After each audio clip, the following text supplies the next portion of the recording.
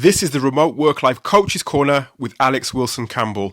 Tune in for another guided career reflection question to help you come unstuck and figure out your next steps so you can finally begin to work toward your career goals. There's nothing like getting a reality check to really bring your goals, bring your desires and aspirations into focus and into sharp focus. And that happened with me, and it links nicely into another important question that you need to come to terms with, come to really understand and really begin to provide answers to. And that question is, where are you now? What's your current reality? What's your current situation? And it takes me back to a time when I was in a situation where my role, I think I spoke to you about this before, my role was made redundant around about 2008, 2009. That was my reality. My reality was that I was a couple of months away from basically having no money, running out of money, and therefore not being able to pay my bills, or at least struggling to pay my bills. But at the same time, the good thing when I look back on it now, being in that situation really brought my goals into focus, my goals at that particular time into focus, and what I needed to do there and then in order to at least start to survive, to then take it to the point where I could begin to thrive. So yeah, that question, where are you now, or where am I now, is an important one for you to answer. And it's important for you to really be, again, in any questions that I refer you to or kind of ask you to think about, is to have that honesty, to be really, honest with yourself in terms of the situation that you're in, because it can, when you're understanding your reality, like I said, not only can it bring your goals into focus, sharp focus, and really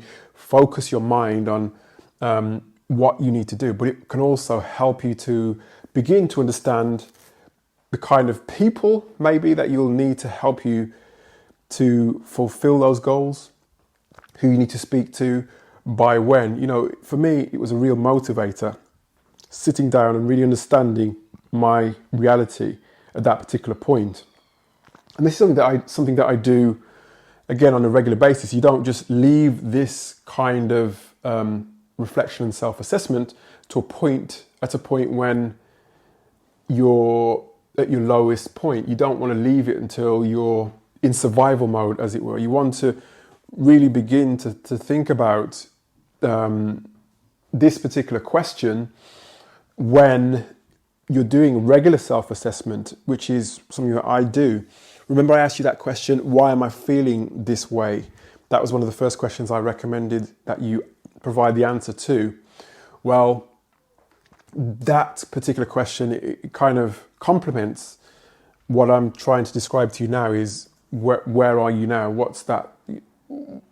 Because if you were to answer the question, where are you now, then that also could help you to understand why you're feeling the way that you're feeling. So you'll find a lot of the questions that I'm recommending that you answer in this series of podcasts, this series of episodes relating to your self-assessment, they kind of run nicely into each other. And by the time you finish answering many of these questions, you'll hopefully have a few answers that will help you then begin to understand what you need to do next, because that's always something that can be quite difficult, especially when you're isolated. You don't necessarily know what to do next, who to turn to, and you don't necessarily know what to do, especially if you're anything like I used to be. And I used to be the kind of person who didn't generally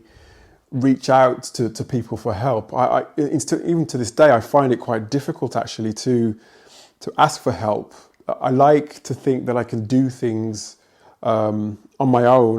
There's a sense of achievement sometimes when I do things. I push through barriers and push through pain and and get to the point where I can do these things on my own. But I've come to realize again over the years that sometimes you're able to get what you want and work towards your goals more efficiently and sometimes more quickly if you can then understand, not understand, but find the right resources that you need in order to fulfill your goals. But like I said, part of that, and I'm not going to go on for too much longer, but part of that is really understanding what your reality is. Where are you now?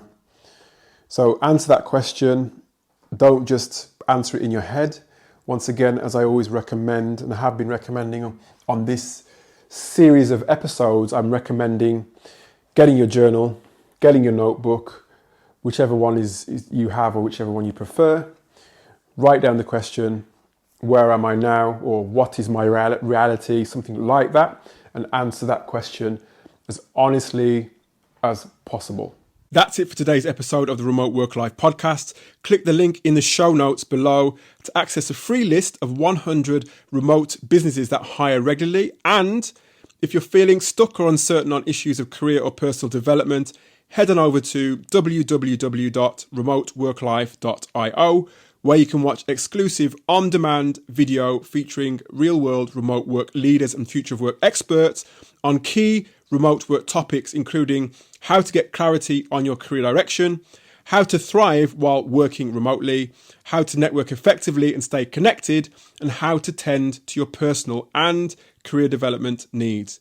Go to remoteworklife.io now, and remember to connect with me, your host, Alex Wilson Campbell, on YouTube, LinkedIn, and Facebook.